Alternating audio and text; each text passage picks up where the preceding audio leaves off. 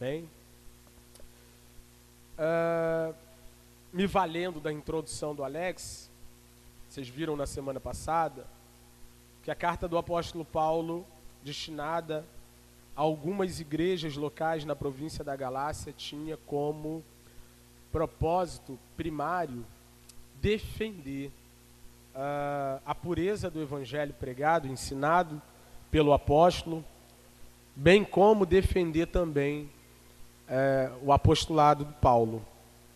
Isso porque a mensagem que nós carregamos, ou que pregamos, ou que anunciamos, ela está intimamente ligada com o que nós somos ou com o que nós fazemos no reino de Deus.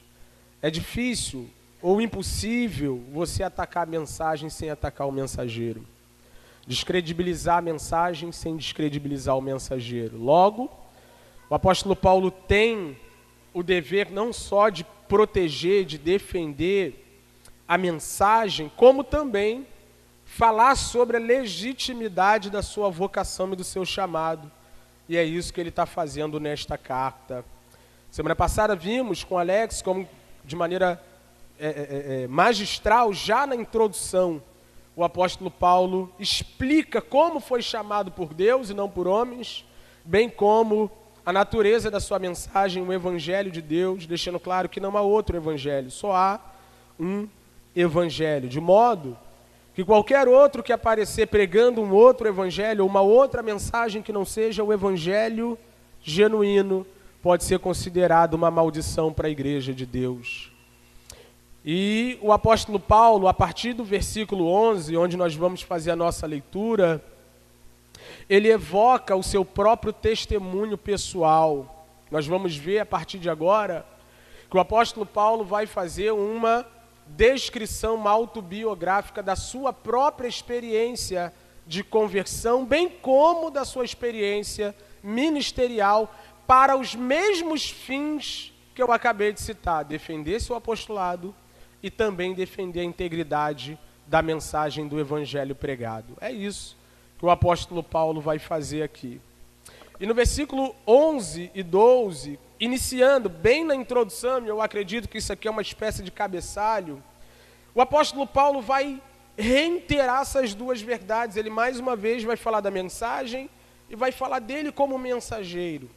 Ele vai falar sobre a fonte da mensagem que ele anunciou aos Gálatas, bem como da sua própria vocação, do seu próprio ministério, seu próprio chamado, a partir da fonte dessa mensagem que ele recebeu. E ele diz: mas informo a vocês, irmãos, que o evangelho por mim anunciado não é mensagem humana, porque eu não recebi de ser humano algum, nem me foi ensinado, mas eu recebi mediante revelação de Jesus Cristo. Uma coisa importante de dizer nesse momento, que é um complemento desses propósitos que coloquei aqui, é o fato de que quem ataca mensageiro e mensagem são os opositores deles. O Alex falou deles na semana passada.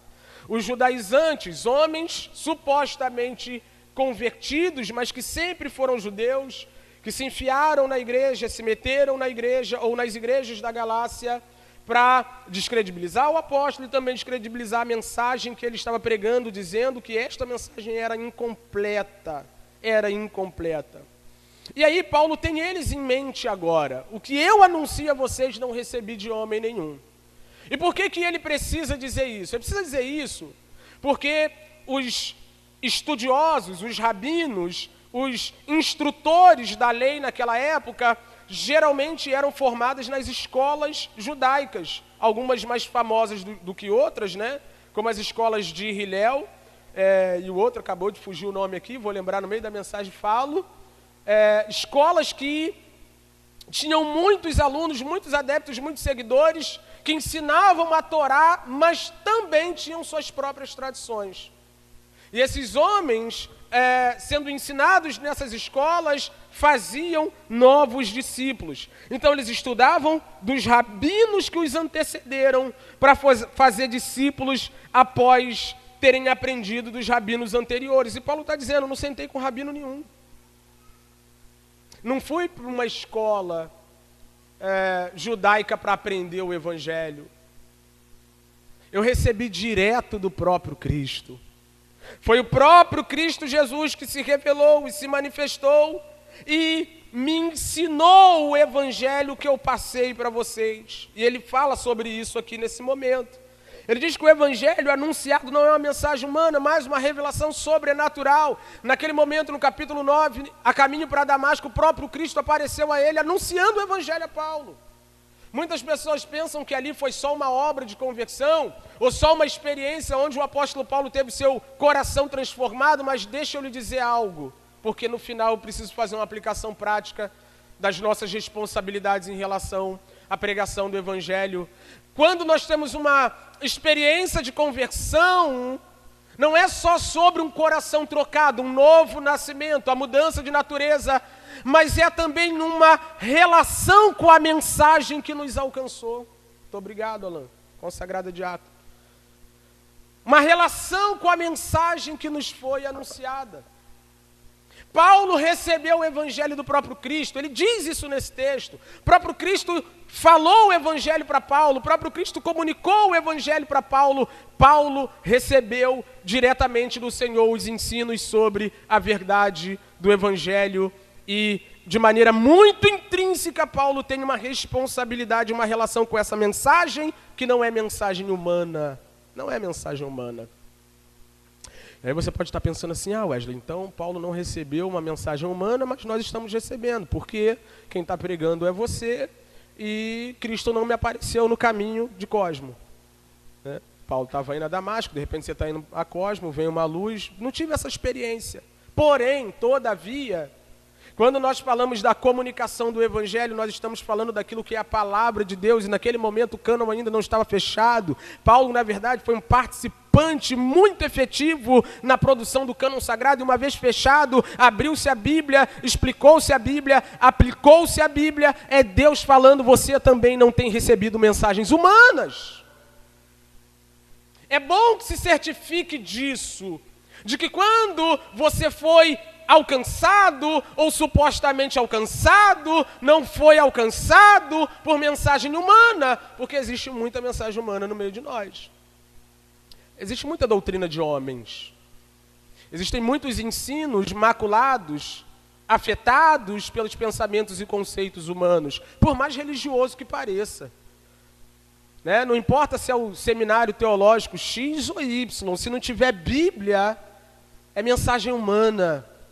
Mas quando alguém lhe disse que você é afastado de Deus por meio das suas transgressões e seus pecados, poderia ser alcançado pela misericórdia e pela graça, por esse Jesus que apareceu a Paulo no caminho de Damasco, e essa mensagem entrou no seu coração, o evangelho, a boa nova, te tornando uma nova criatura, é a palavra divina de Deus, sobrenatural e espiritual, não palavra de homens, penetrando o coração de cada um de nós. Então, a exemplo do apóstolo Paulo, nós tivemos essa experiência com o evangelho e ele está comunicando isso.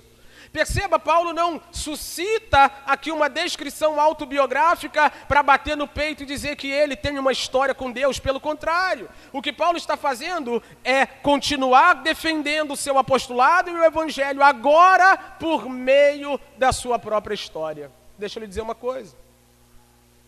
Você precisa ser capaz de defender o evangelho que crê por meio da sua história. Que isso, ué? É. Se o evangelho que te alcançou é o verdadeiro, e algo aconteceu na sua vida de modo que você pode ser chamado e testemunhar, ser uma nova criatura, você pode dizer, eu era assim, agora sou assado. O que me transformou foi ouvir sobre os meus pecados, algo me convenceu desses pecados, vim arrependido diante de um Salvador e o encontrei, ou melhor, fui encontrado por ele. Por isso que creio no Evangelho. Então você pode defender o Evangelho a partir da sua própria experiência, mas não é qualquer experiência, é a experiência de conversão. E você diz, eu tenho certeza que o Evangelho é poder de Deus. E a pessoa vai falar, por quê? Tu vai dizer, olha eu aqui. Eu tenho certeza que aquilo não foi palavras humanas.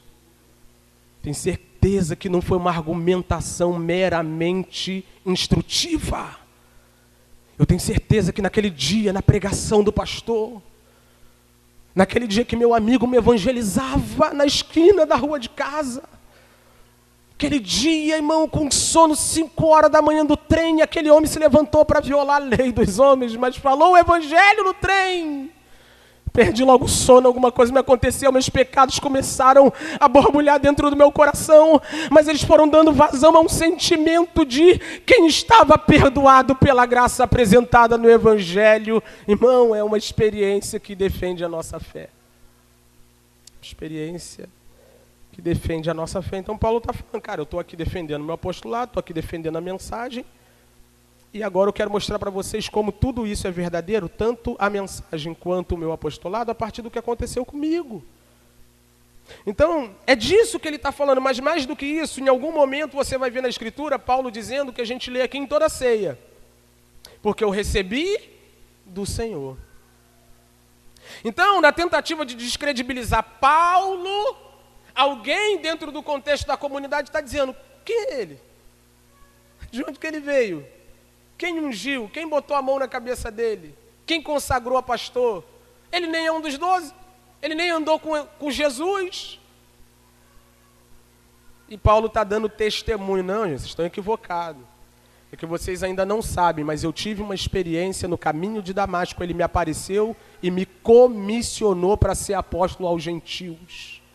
Então Paulo está usando sua autobiografia para comunicar isso. Outro texto é assim, muito significativo com relação a essas experiências do apóstolo Paulo, direto com a fonte. 2 Coríntios, capítulo 12, versículo 1 e 4, quando Paulo fala sobre o seu arrebatamento. Ele diz que conhecia um homem que não sabia que se no corpo ou fora do corpo foi arrebatado ao terceiro céu e ouviu coisas inefáveis. Era o próprio Cristo comunicando ao apóstolo Paulo que ele tinha que ensinar, o que ele tinha que pregar, o que ele tinha que comunicar aos homens, de modo que ele não fique devendo nada para nenhum outro apóstolo. Então esse apóstolo Paulo, que está sendo confrontado e descredibilizado pelos judaizantes, se levanta na autoridade que recebeu da parte de Deus para dizer o evangelho que não anuncio não é mensagem humana, Jesus me apareceu. Jesus falou diretamente comigo sobre a minha necessidade de não perseguir mais a sua igreja. Recebi mediante revelação, está lá no versículo 12, lá no final. Mediante revelação de Jesus Cristo, ou seja, Jesus se revelou para mim e falou diretamente comigo aquilo que eu deveria pregar. Então, irmãos da Galácia, fiquem tranquilos, porque apesar de alguém estar me descredibilizando, eu vim dizer que eu sou o enviado de Deus e a minha mensagem é genuína. Mas ele desce um pouquinho os degraus da sua biografia, e agora ele vai falar sobre como a experiência dele com o evangelho se contrapõe àquilo que era uma realidade na vida dele desde sempre. Ele vai falar um pouco sobre a sua bagagem teológica religiosa. É a primeira vez que ele faz isso, mas ele usa desse recurso num outro momento. Mas Paulo vai deixar bem claro que, diferente dos judaizantes, ele tem uma relação íntima com o evangelho da graça de Deus. O evangelho que exclui todo o mérito dos homens. O evangelho que glorifica única e exclusivamente aquele que de fato fez algo para que fôssemos salvos, a saber, Jesus Cristo, nosso Senhor. E ele vai mostrar, a partir dos seus recursos religiosos e teológicos, que o que ele tinha antes, que é o que os judaizantes têm agora, não é muita coisa. Não resolve ou não resolveram os problemas deles. Ele diz, porque vocês ouviram qual foi no passado meu modo de agir no judaísmo. Eu sempre fui um judeu. Sempre fui um teólogo judeu, conhecedor da lei, conhecedor de Moisés, conhecedor dos profetas. Sempre fui. Antes de me tornar um pregador do evangelho da graça, eu era um judeu. Fazia parte do judaísmo. Como de forma violenta eu persegui a igreja de Deus e procurava destruí-la. Eu não era só um judeu, eu estava contra a igreja de Jesus, né? Os meus conhecimentos teológicos me colocavam contra a igreja de Jesus. E aqui, Paulo está expondo diversas questões, mas pensando no contexto imediato, Paulo está deixando bem claro que os judaizantes, aqueles que tinham um apego aos ritos religiosos do passado, eles estavam no local exatamente de onde Paulo saiu e de onde Paulo fazia todo tipo de atrocidades contra a igreja de Deus. Não sei se você percebe isso no texto, mas é isso que ele está falando. Vocês conhecem minha vida no judaísmo, igual dos judaizantes, essa galera que está aí, importunando vocês, segundo a escritura que o Alex colocou muito bem na semana passada. Essa galera que está aí, perturbando vocês, tirando a paz da igreja, ensinando outra coisa que não é o evangelho. Já estive onde eles estão, e quando eu estava lá, o meu prazer era destruir a igreja de Deus. O que ele está dizendo é outra religião que não seja o cristianismo puro e simples, baseado no evangelho, só presta para isso. Estive lá e a igreja tentei destruir. É como se ele estivesse abrindo os olhos da igreja ou das igrejas na Galácia para elas entenderem que alguém que está fora do evangelho é um destruidor da igreja, é o perturbador da igreja. E Paulo coloca a sua autobiografia, coloca o seu testemunho pessoal para que se saiba que se você não for crente, você é um problema para a igreja como ele foi um dia. Fazia de tudo para destruir a igreja de Deus. E na minha nação, quanto ao judaísmo, levava vantagem sobre muitos da minha idade, sendo extremamente zeloso das tradições do meu pai. Em outras palavras, estou contando meu testemunho aqui para vocês, deixando bem claro que a mensagem que recebi não é mensagem humana. Tive um encontro no caminho de Damasco com aquele que me chamou por sua graça, por sua misericórdia.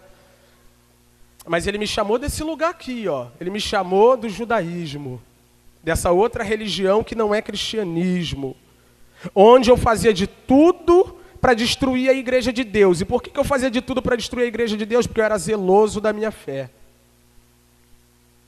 Eu tinha um apego zeloso com as tradições dos meus pais. Em outras palavras, Paulo está dizendo a esses irmãos, todo verdadeiro judeu, zeloso de verdade, não vai ter apreço pela igreja de Jesus Cristo. Todo mundo que veio de lá ou ainda está lá, precisa reavaliar seus conceitos de relacionamento para com Deus, porque quando eu era zeloso, quando eu era um judeu fervoroso, o único desejo que eu tinha era de destruir a igreja. Ele está pintando um cenário diante dos Gálatas. Ele está deixando claro para os Gálatas, se alguém aparecer aqui dizendo que é povo de Deus, mas for um judeu sem confessar Cristo como Senhor e a salvação pela graça mediante a fé, é um problema. Mas o cara é zeloso. Zeloso de quê, irmãos? Mas o cara é fundamentalista, extremamente apegado às tradições. Não é sobre o quão rigorosa é a sua relação com aquilo que você crê. É sobre no que você crê. Eu não sei se você sabe, mas existem inúmeras, mas muitas religiões falsas que creem em Deus. Que mais do que crerem em Deus, são monoteístas. Creem que existe um único e verdadeiro Deus, não existem outros deuses. Do mesmo jeito do cristianismo. Que olham para Jesus e aí começa a descer a ladeira, né? E vem Jesus como um profeta, como um homem muito relevante na história. Falar sobre o Espírito Santo com ele, que é isso? O que é Espírito Santo? Para mim é uma força, é um poder. E somos extremamente zelosos. Estão na igreja, em seus templos todo domingo, guardam o sábado, deixam de faltar suas obrigações e suas reuniões. São pessoas zelosas. Paulo está dizendo, eu era zeloso. Mas eu era zeloso pelas tradições dos meus pais. E não pelo Evangelho de Cristo Jesus, o Evangelho da graça. Então, para comunicar aos Gálatas que sua mensagem é verdade, Paulo está dizendo, cara, eu não estou falando do que não sei, eu vim de lá. Eu não estou pregando sobre algo que foge do meu controle. Eu era um dos melhores quando era um judeu. Quer dizer, continuo sendo judeu, mas quando era judeu da perspectiva religiosa apenas. Quando eu era um judaizante. Quando eu acreditava no Yahvé, mas não via Cristo Jesus como o Messias que tanto esperamos. Eu era zeloso. E se vocês olharem para os judaizantes pelo fato deles serem zelosos apenas e considerar que eles estão com a razão, vocês não entenderam nada. E a exemplo dos Gálatas, isso é uma aplicação, irmãos. A exemplo dos Gálatas, que não podiam se deixar levar pelo zelo dos judaizantes, nós, a Igreja de Jesus Cristo, também não podemos nos deixar levar pelo zelo de algumas pessoas que parecem ser, mas não são. De algumas pessoas que parecem estar pregando o Evangelho, mas não estão. Eu gosto daquelas frases, né? Essa geralmente é dos políticos, rouba, mas faz. Dos teólogos, é herege, mas ganha alma. Pelo menos está fazendo alguma coisa. Ele está fazendo alguma coisa, ele está destruindo a Igreja de Deus. Wesley, mas todo domingo tem transmissão do culto. Como é que um cara desse não é crente? Como é que um mestre desse não é bom? Vai lá no canal dele para tu ver se não tem uma pílula de conhecimento todo dia. O cara é zeloso. O cara é rigoroso no que crê. Faz até mais do que vocês que não evangelizam ninguém. Pode até ser uma verdade. Proselitismo para toda religião vale. Vide muçulmanos crescendo mais do que tudo no mundo. Mas a grande questão não é sobre ser zeloso, não é sobre ser judeu fervoroso, não é sobre andar de quipá, é sobre a mensagem que nós carregamos, que transformou a nossa vida e pode transformar dos outros também. É o Evangelho? Se não for o Evangelho, é um problema, e Paulo deixa isso bem claro com seu próprio testemunho. Era extremamente zeloso, mas um destruidor da Igreja de Deus. No versículo 15 diz o apóstolo Paulo, quebrando a sequência da sua participação na vida antiga, no judaísmo, na sua religião antiga, ele diz, mas quando Deus que me separou antes de eu nascer e me chamou pela sua graça, achou bem revelar que seu filho e mim vão parar aqui, irmãos. Paulo está contrapondo a ideia de que a salvação é pela fé, mas também pela observação dos ritos religiosos do judaísmo. Olha o pano de fundo que ele coloca. Eu era judeu, gente. Vocês não estão entendendo. Eu era judeu, zeloso, orava 3 vezes ao dia, dava o meu dízimo, conhecia a lei de capa a capa, ninguém precisava me dar cola, porque eu recitava todo o texto. Eu sabia isso tudo que esses caras estão ensinando. Isso aí não foge do meu domínio. Eu já tive contato com isso e sou melhor do que muitos deles nisso. Mas foi dentro desse contexto da minha antiga religião que Deus, que me separou antes de eu nascer. Então perceba, Paulo poderia se considerar o homem de Deus, que os judaizantes se consideravam ser, antes de vir a Cristo Jesus, ignorando a necessidade de salvação pela graça mediante a fé, e nesse momento aqui dizer assim, então, eu tive uma experiência com Jesus, mas eu sempre fui um judeu zeloso. Mas não, ele diz assim, eu sempre fui um judeu zeloso, mas eu tive um encontro com Jesus. Os judaizantes chegam dizendo, pô, vocês tiveram a experiência do Evangelho, o Espírito caiu aí, caiu. Então, agora a gente vai falar da melhor parte. A melhor parte é que a Torá, é que a circuncisão, é que o sábado, Paulo faz o caminho contrário. Paulo diz então, a Torá, o sábado, a lei,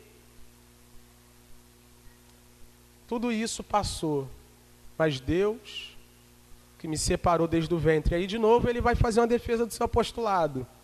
Uma defesa do seu apostolado.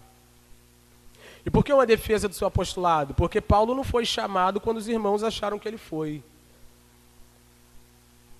Um verdadeiro ministro do Evangelho, ele não é chamado quando a igreja decide que ele vai ser um pregador na igreja. É importante dizermos isso aqui. Mesmo que os homens lá de fora não saibam, e obviamente a igreja tem um papel importante, eu vou falar dela no fim da mensagem, mas mesmo que a igreja tenha um papel importante, a gente precisa entender que existe uma promessa bíblica. Deus disse que daria pastores para a igreja. Paulo, sabendo disso, disse assim, eles estão me descredibilizando, mas a minha vocação, o meu chamado, o meu ministério é antes disso. E alguém pode ficar pensando, Paulo está viajando, está inventando algumas coisas para se auto-intitular um homem de Deus, né? Pensa em Jeremias. Eu acho que eles estão muito parecidos ali, Estão muito parecidos ali na postura em relação à vocação. Porque quando Jesus aparece para Paulo, ele diz assim, duro é para ti recalcitar contra os aguilhões. Paulo estava resistindo à vocação de alguma forma. Provavelmente o Espírito de Deus já estava chamando o apóstolo Paulo, e foi na experiência no caminho de Damasco onde a coisa se consumou. Mas para que o próprio Cristo dissesse para ele, cara, você está resistindo ao que eu estou fazendo na sua vida, provavelmente Paulo tinha alguma resistência em relação a ir a Cristo Jesus para fazer o que foi chamado para fazer. Jeremias fez a mesma coisa. Senhor, eu sou uma criança, não sei falar. Aí Deus, antes que eu te colocasse no ventre da sua mãe, eu te conheci. E antes que você saísse da madre, eu te chamei, e as nações eu te dei por profeta. Em outras palavras, a igreja tem um papel muito importante no reconhecimento da vocação de alguém, mas Paulo está dizendo, Deus me separou, não foi agora. Não foram os apóstolos em Jerusalém, não foram os judaizantes, não foi aquela igreja judaica que nasceu ali na Judéia, que colocou o selo de validação no meu apostolado. Desde o ventre da minha mãe, antes mesmo de me tornar um judeu zeloso, eu já tinha uma vocação, fui chamado por Deus para fazer o que estou fazendo. Eu estou explicando isso para que vocês entendam como se dá a vocação de um verdadeiro ministro do Evangelho, e também sobre a legitimidade da mensagem que eu carrego. Desde antes da fundação do mundo, desde antes de eu nascer, desde antes eu entendo que Deus tinha um plano na minha vida e agora está cumprindo esse plano. Em outras palavras, parece que eu vejo Paulo fazer um contorno sobre o aspecto institucional aqui. É bem verdade que é muito importante que a igreja participe do processo de validação do ministério de alguém. Vou falar sobre isso, está no texto também. Mas, irmão, onde você estiver, você pode pregar. Onde você estiver, você deve anunciar. Onde você estiver, a sua vocação precisa estar em atividade, porque ela não depende de um óleo na cabeça. Deus te separou antes do ventre da sua mãe para que você fosse uma bênção na vida de outras pessoas. Wesley, você está falando que eu vou ser um pregador para os gentios? Não. Não como o apóstolo Paulo. Eu estou dizendo que, a exemplo do apóstolo Paulo, não existe absolutamente ninguém que seja a régua para validar sua participação no reino de Deus. E Paulo está dizendo isso. O que está acontecendo agora já está determinado por Deus, que me separou no ventre da minha mãe, antes de eu nascer. Então, que nós tenhamos isso em mente. Tenhamos em mente o fato de que não é uma instituição religiosa que valida o ministério de alguém, no que diz respeito à atuação. O ministério de alguém nasce quando o próprio Deus, antes da fundação do mundo, segundo Salmo 139, escreve todos os nossos dias no seu livro. O ministério de alguém nasce quando Deus, antes da fundação do mundo, chama e dá essa pessoa às nações por profeta. Eu não estou dizendo que todo mundo vai ser profeta igual Jeremias foi, eu não estou dizendo que todo mundo vai ser apóstolo igual Paulo foi, eu estou dizendo que não é eu, a igreja ou um pastor que define o que você pode ou não pode fazer dentro do reino de Deus. Você foi vocacionado para comunicar a verdade que te alcançou e ponto final. Amém? É isso que o apóstolo Paulo está dizendo. Ele diz um pouco mais. Ele diz que Deus o separou antes dele nascer e que lhe chamou pela graça. Pela graça. Mano, Paulo está humilhando os judaizantes. Ele está botando um pano de fundo onde todo judaizante queria estar inserido. Por quê? Porque ele é zeloso, porque ele é bom no judaísmo, ele conhece da lei, ele é um cara que se destacava dentro da religião judaica, mas depois ele vem desconstruindo isso e o judaizante já está estranhando o que ele está falando. Então ele não foi para a escola de Gamaliel, para a escola de Hillel, para o ministério no Evangelho. Não é sobre isso. Deus me separou desde o ventre da minha mãe e me chamou pela graça. Deus me chamou, não tinha seminário. Deus me chamou, não tinha workshop no currículo. Deus me chamou, não tinha passado pela classe de novos membros. E isso porque o chamado de Deus na vida do apóstolo Paulo, antes de ser para um ministério público, é para a salvação de sua própria alma. Pela graça, Deus o salva e faz dele esse apóstolo para os gentios, mas pela graça. Não por méritos, não porque ele é bom, não porque ele sabe, não porque ele tem, mas pela graça, ao contrário dos judaizantes que ficavam se gabando diante da igreja por conhecerem a lei, dominarem a lei, as tradições. Paulo se destitui de tudo isso para enfatizar que ele é o primeiro exemplo de salvação e ministério pela graça, como os gálatas não seriam. Em outras palavras, ele pode dizer aos gálatas que a salvação é pela graça mediante a fé, porque ele é o primeiro exemplo disso. Não prego porque sou bom, não prego porque tenho um currículo vasto no judaísmo, não estou no meio de vocês como um proeminente pregador, porque existe alguma característica em mim que me coloca em destaque, mas Deus me separou no ventre da minha mãe e me chamou pela graça, pela graça. E continua, achou por bem revelar seu filho em mim. Está vendo como está todo mundo no mesmo pacote? Está todo mundo no mesmo pacote. Aqui ele se coloca no lugar onde todo cristão está. Qual é o lugar onde todo cristão está? Nós temos um dever, eu estou dizendo isso a mensagem inteira. Nós temos um dever de revelar o Cristo que foi revelado a nós. Seu dever, sua vocação, seu chamado, sua missão nessa terra é revelar o Cristo que foi revelado a você. A vontade de Deus para com o apóstolo Paulo não é que ele fosse um apóstolo de renome, não é que ele fosse um vulto das missões da igreja, não é que ele fosse o maior teólogo de todos os tempos. A vontade de Deus para com a vida do apóstolo Paulo era primeiro revelar Jesus a ele, para depois revelar Jesus através dele. Essa é a vocação da igreja. Pela graça, Deus te chamou de onde você estava, mesmo que fosse um contexto judeu, mesmo que fosse um contexto religioso muito do zeloso, para acabar com todas as outras revelações e lhe dar uma única revelação: Jesus Cristo, nosso Senhor, crucificado no meu e no seu lugar para perdão dos nossos pecados. Então a chamada do apóstolo Paulo, antes do ventre da sua mãe, pela graça, é para revelar Jesus e não Moisés. É para revelar a graça e não a lei. É para revelar o Evangelho e não as tradições. Não que a lei não fale de Cristo, não que o Antigo Testamento não aponte para ele, mas o apóstolo Paulo pega o Antigo Testamento e constrói uma caminhada até a cruz, uma trilha até a cruz, coisa que os judaizantes não faziam. Os judaizantes queriam entulhar o evangelho com coisas da lei, mas o verdadeiro pregador do evangelho e da graça usa a lei para revelar o evangelho. E se tem alguém, irmãos, que pregou para você em algum momento dizendo que você precisa fazer e ser para ser salvo, essa pessoa ficou parada na velha aliança. Mas se um dia você foi alcançado porque alguém disse que alguém fez e foi o que você não conseguiria ser, e que pela graça, mediante a fé, você poderia se apropriar dessa salvação, alguém aí sim pregou o evangelho para você, para revelar Jesus. Versículo 16, a parte B, até o versículo 22, ele vai contar um pouco da sua trajetória.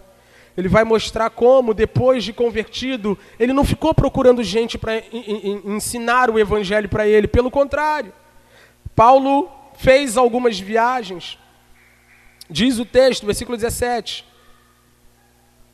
Ele diz: nem fui para Jerusalém me encontrar com aqueles que já eram apóstolos antes de mim, mas fui para as regiões da Arábia, voltei outra vez para Damasco.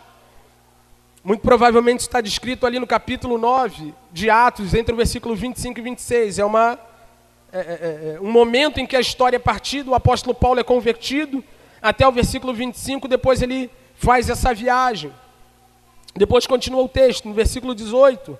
Passando 3 anos, fui a Jerusalém para me encontrar com Cefas e fiquei ali 15 dias com ele. Muito provavelmente, Atos, capítulo 9, versículo 26 ao 29. Depois ele diz: e não vi outro apóstolo senão Tiago. Tiago nem era apóstolo, né? Era o irmão do Senhor, mas líder proeminente da igreja de Jerusalém. O irmão do Senhor. Ora, a respeito do que estou escrevendo a vocês, afirmo diante de Deus que não estou mentindo. Depois fui para as regiões da Síria e da Cilícia, e eu não era conhecido pessoalmente pelas igrejas da Judéia que estão em Cristo. Paulo está contando a história dele para que os irmãos da Galácia entendam: cara, esse cara não teve tempo, ele não teve tempo de consultar essa mensagem do evangelho com mais ninguém. Ele teve alguns encontros esporádicos, mas não o suficiente para que o corpo doutrinário do evangelho, que ele explica e ensina muito bem, fosse ensinado para ele. Não deu tempo de Paulo fazer seminário apostólico. Ele está contando a biografia dele. Ele diz no versículo 23, que os cristãos da igreja da Judéia, onde ele poderia receber supostamente esse evangelho que ele prega, não conheciam ele de vista. Eles ouviam, versículo 23, somente dizer: aquele que antes nos perseguia agora prega a fé, que no passado procurava destruir. Versículo 24 diz que a igreja glorificava a Deus a respeito dele. Olha que coisa linda. Maravilhoso. O fim do ministério do apóstolo é que Deus fosse glorificado por meio dele. E os judaizantes? Você vai ver nessa carta, você vai ver na carta aos Filipenses, você vai ver que os judaizantes eram cheios de si, e eles tentavam enredar a igreja de Deus para que eles se tornassem proeminentes, ao invés de Cristo ser glorificado, enaltecido, Deus ser engrandecido por meio do testemunho e da pregação. Então você quer conhecer um pregador do verdadeiro evangelho? Quer conhecer o pregador do evangelho da graça, que coloca Cristo no centro como o único digno de toda honra, toda glória, louvor, adoração e engrandecimento pela obra redentora? É alguém que no final você só consegue dar glória a Deus. Pô, viu o que meu pastor fez? Se você está pensando muito no que o seu pastor fez, muito provavelmente o seu pastor é o Moisés da sua vida. Viu como a minha igreja, se você está pensando muito na sua igreja, como objeto de veneração por aquilo que está sendo feito, muito provavelmente é a sinagoga que você frequenta. Mas se depois de ouvir cada sermão você fica maravilhado com a pessoa de Cristo, se depois de ouvir cada sermão seus olhos brilham para conhecer um pouco mais do seu Redentor, que doou a sua vida, doou o seu sangue, que pela mesma graça que chamou Paulo te chamou. Eis aí uma igreja que prega o evangelho da graça, eis aí uma igreja que está comprometida com a salvação pela graça mediante a fé, eis aí alguém que comunica o evangelho, que salva o homem, não pelos seus méritos, mas pelos méritos de Cristo. Se no final nós dissermos, graças ao pastor Wesley, de repente esse ministério, de repente, graças à gestão da Igreja Soma, tem algum problema aqui, mas se no final nós dissermos, glória a Deus, muito provavelmente nós estamos indo no caminho certo. Ele continua, e por isso precisamos atravessar para o capítulo 14 e concluir. 14 anos depois, fui outra vez a Jerusalém com Barnabé, levando também Tito. Fui em obediência a uma revelação. Muito provavelmente Paulo está falando do concílio em Jerusalém no capítulo 15 de Atos, onde ali se discute a validade do evangelho que Paulo ensina. Paulo está indo a Jerusalém Não porque alguém mandou, e aqui se quebra a ideia de que ele era um apóstolo menor do que os outros. Ele não foi porque ninguém mandou, ele foi por uma revelação, está no texto. Ele vai para lá por uma revelação, para comunicar, diz o versículo 2, parte B. E lhes apresentei o evangelho que prego entre os gentios, mas fiz isso em particular aos que pareciam de maior influência, para não correr ou ter corrido em vão. Quem são os de maior influência? Ele vai dizer o nome deles no texto, mas você já deve estar imaginando. É como se Paulo chegasse diante da liderança da igreja de Jerusalém e dissesse assim: senta aí para a gente trocar uma ideia, bater um papo, eu estou trabalhando igual vocês, e eu quero dizer o que eu estou fazendo, para ver se está tudo em conforme. Recebi de Cristo uma revelação sobre o Evangelho da Graça, estou pregando o Evangelho da Graça e vim aqui para não deixar nenhum furo, para deixar nenhum tipo de ponta solta. Vamos trocar ideia. E aí ele continua no versículo 3, mas nem mesmo Tito, que estava comigo, sendo grego, foi obrigado a submeter-se à circuncisão. Em outras palavras, agora eles estão diante daquela igreja robusta, poderosa, na Judéia, liderada por Tiago, irmão de Jesus, auxiliado por Pedro e João, e tem um grego no meio deles, e a liderança da igreja não manda ninguém ser circuncidado. E é uma loucura, né? Aqui eu preciso dizer isso, irmão, para a gente caminhar para o final aqui. Eu preciso, né? A liderança da igreja estava lá, os apóstolos estavam lá, tinha um grego junto com Paulo e ninguém mandou o grego se circuncidar. Vamos supor que tinha Instagram naquela época, né? Vamos supor que tinha Instagram naquela época.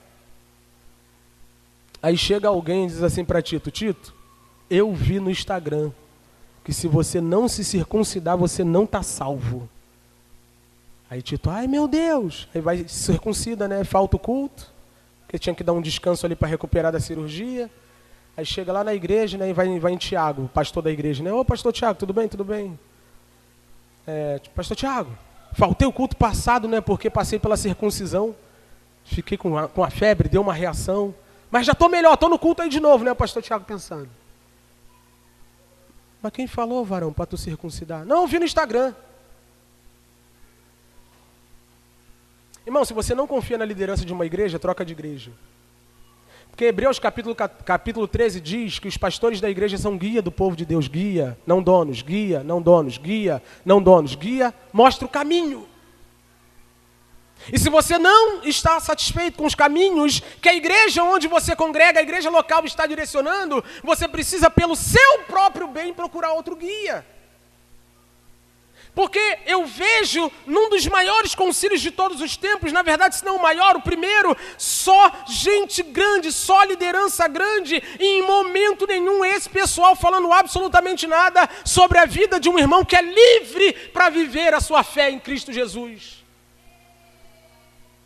E hora ou outra a gente tem que lidar com alguém oprimido, por quê? Porque viu o Instagram demais, irmão, tá rolando muito rios. E o Espírito de Deus, irmão, nos conclama. Nos conclama. A exemplo daquela igreja. Olharmos para aquilo que nós temos feito aqui, entre nós, na igreja local, onde tem uma liderança, onde tem referência, onde tem gente que vai sentar, vai conversar. Pastor, não concordo com isso. Senta que a gente conversa. Vamos bater um papo, vamos trocar uma ideia. Pastor, eu quero me circuncidar. Então, eu quero te dizer que o problema é seu. Você pode se circuncidar, só não diz que isso vai salvar você. Você pode fazer sua tatuagem, você pode. Meu dever como pastor é dizer para você o que a Bíblia manda, o que a Bíblia não manda, o que são princípios bíblicos, o que não necessariamente é um princípio bíblico, mas tem todo um contexto que precisa ser considerado. Eu não sou dono das ovelhas de Jesus Cristo. E nem Tiago era, nem João era, nem Paulo era, nem Pedro era, a ponto de impor sobre alguém uma circuncisão que Jesus não mandou. Amém? Importante entender isso aqui. Então, esse homem Tito não foi obrigado a se circuncidar. Diz o texto.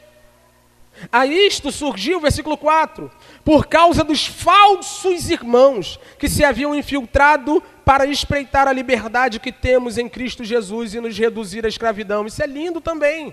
O problema não era com Pedro, o problema não era com Tiago, o problema não era com João, de acordo com Paulo, o problema era com os falsos irmãos. E deixa eu dizer uma coisa aqui, irmão. Quem chama de falso é o apóstolo Paulo. Então todas as pessoas que não pregam o evangelho, não ensinam o evangelho, que estão no seio da igreja brigando para consolidar no nosso meio doutrinas contrárias ou além do evangelho, ele já chamou de anátema no capítulo 1, já chamou de maldição. Agora ele está chamando de falsos irmãos. Não dá para a gente ficar aturando aquilo que a Bíblia diz que não faz parte da igreja. Se a Bíblia chama de falso irmão, quem é você para botar para dentro da família? Olha para mim que eu quero te dizer uma coisa.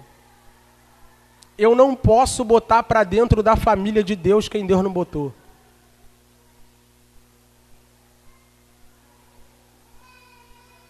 Não existem primos aqui.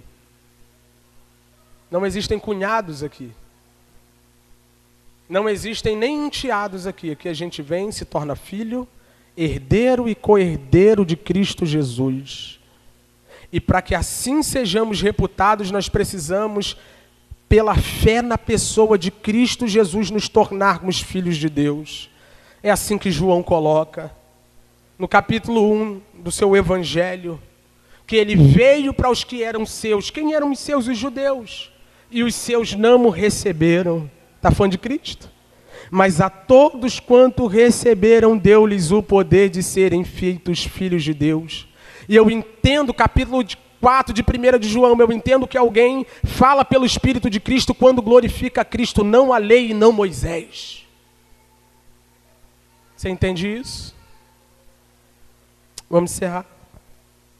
A esses, versículo 5, não nos submetemos por um instante sequer para que a verdade do Evangelho permanecesse entre vós, porque seria uma grande hipocrisia eu pregar uma coisa para vocês e me comportar diferente na frente de outros.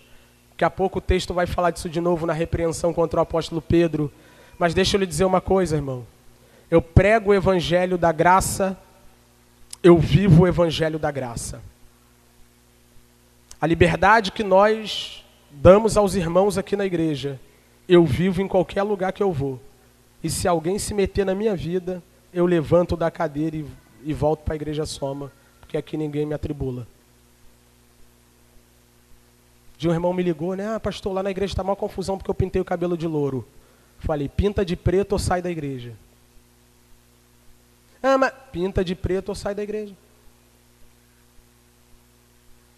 Pinta de igreja, de preto ou sai da igreja. O que não dá é para viver uma vida hipócrita e fingida. Eu dizer para ele, né? Não, varão, esse negócio de pintar de cabelo de louro é um problema, né? Não é um problema não, irmão. Mas a instrução pastoral é essa. Você não pode ser uma pedra de tropeço para os irmãos que estão aí. Pinta o cabelo de preto por amor à igreja ou vai para onde ninguém vai te atribular. A gente não pode ter uma vida dupla. A gente não pode ter uma vida hipócrita. Eu não posso pregar o evangelho da graça aqui e quando for conveniente para mim eu colocar um peso, um jugo sobre você. Eu não posso fazer isso. Versículo 6 ao versículo 9, vamos ler todo o texto. É onde ele vai falar da relação dele com os apóstolos. E quando aqueles que pareciam ser alguma coisa, ele pega firme nos apóstolos, né? E bate nos apóstolos, assim, uma alfinetada boa, né? Aqueles que pareciam ser alguma coisa, irmão, ninguém é nada. Ninguém é nada, é apóstolo, é servo da igreja. Ministro do Evangelho da Graça. Servo de Jesus Cristo, chamado para um fim específico, mas não é mais do que ninguém. Quanto àqueles que pareciam ser alguma coisa, o que eles foram no passado não me interessa, quero nem saber quem eles foram, ou seja, não estou nem aí se andaram com Jesus, estou nem aí se estiveram lá com ele comendo peixe na beira do mar. Deus não aceita a aparência do homem. Esses, digo, que pareciam ser de maior influência, nada me acrescentaram, ou seja, fui na galera da liderança, troquei uma ideia, ninguém falou nada. E o meu evangelho permanece. O que eu prego permanece. Pelo contrário, quando viram que me havia sido confiado o evangelho da incircuncisão, assim como a Pedro foi confiado o evangelho da circuncisão, pois aquele que operou eficazmente em Pedro para apostolado da circuncisão também operou eficazmente em mim para com os gentios, e quando reconheceram a graça que me foi dada, olha aqui, ó, Tiago, Cefas é o Pedro e João, que eram reputados colunas, né, os pastores principais da igreja, estenderam a mim e a Barnabé a mão direita da comunhão, a fim de que nós fôssemos para os gentios e eles fossem para a circuncisão. Vou encerrar. Chamado de cada um de nós é do ventre. Deus te chamou, te separou para a salvação, para a pregação, para que você revele Cristo, que você não seja só alcançado por esse evangelho, mas também pregue esse evangelho, anuncie esse evangelho. Antes da fundação do mundo, está escrito no texto bíblico. Se você é um salvo, chamado para a salvação, isso se deu antes mesmo da fundação do mundo, diz o texto bíblico. Então não é uma igreja, um pastor, um líder, que vai dizer se você é apóstolo mesmo ou não. Não é um pastor, não existe apóstolo, hein, gente? Em nome de Jesus. Estou querendo dizer aqui dentro do contexto do Paulo. Não é uma igreja que vai dizer se você é um pastor, não. Não é um grupo de homens, uma instituição que vai validar primeiramente a sua vocação e o seu chamado. Mas é por meio da igreja que Jesus faz isso. Quem chama Deus, quem escolhe Deus, quem vocaciona Deus, quando? Antes da fundação do mundo, antes do ventre da mamãe. Quem é que dá à igreja os seus pastores? Deus. Logo, quem sou eu para dizer que alguém não foi chamado por Deus? Eu não sou ninguém.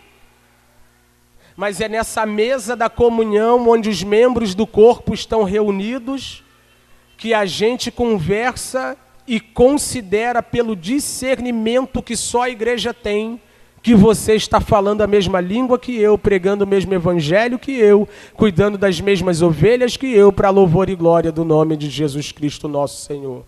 Em outras palavras, modelo de governo dessa igreja, indico alguém ao presbitério. Indicar o irmão ao presbitério. Né? Por quê, pastor? Porque tá aí as características, 1 Timóteo 3, está tudo aí e tal. Indica o irmão ao presbitério. Aí traz para a assembleia, né? É aquela assembleia que vai definir se o irmão é chamado ou não? Não. A assembleia não define o irmão é chamado. A assembleia libera o irmão para exercer o chamado que ele já tem. E que o Espírito de Deus, a exemplo do que Paulo está ensinando aos Gálatas, nos ajude, irmão, a diferenciar o evangelho da graça daquelas religiões onde há muito zelo, onde há muita gente comprometida, mas que não é o evangelho de Deus. Que não é o evangelho da salvação pela graça mediante a fé. Lá no final, versículo 10, diz o texto: somente recomendaram que nos lembrássemos dos pobres, o que também me esforcei para fazer. Aqui não é uma recomendação para a salvação. Aqui é uma orientação por uma necessidade que já existia. Tinha muito pobre precisando de apoio, a ponto do apóstolo Paulo levantar algumas ofertas para os irmãos da Judéia no futuro próximo. Então, não existe no escopo de trabalho do apóstolo Paulo nenhuma gota de judaísmo impregnada para que os homens fossem salvos de seus pecados em Cristo Jesus. Essa mensagem de Gálatas é uma das coisas mais preciosas e poderosas que a igreja tem. E a exemplo daqueles dias, nós temos vivido dias onde os homens têm nos encorajado, por mais macia que seja a mensagem, pode reparar no cerne dela. Os pregadores, eles continuam insistindo que você é responsável pela sua salvação. Suas obras, seus feitos, seus investimentos, suas articulações, seus contatos, suas relações. Quando o Evangelho diz, pela graça, mediante a fé. Separado no ventre da minha mãe, pela graça. Salvo desde antes da fundação do mundo, pela graça. Escolhido para a salvação e para revelar Cristo através da minha vida, pela graça, pela graça, pela graça. Que o Senhor nos ajude a honrarmos a graça de Deus em nossas ações, em nossa vida de igreja, para que nós não nos tornemos uma outra coisa que não é igreja, porque não existe um outro evangelho. Amém?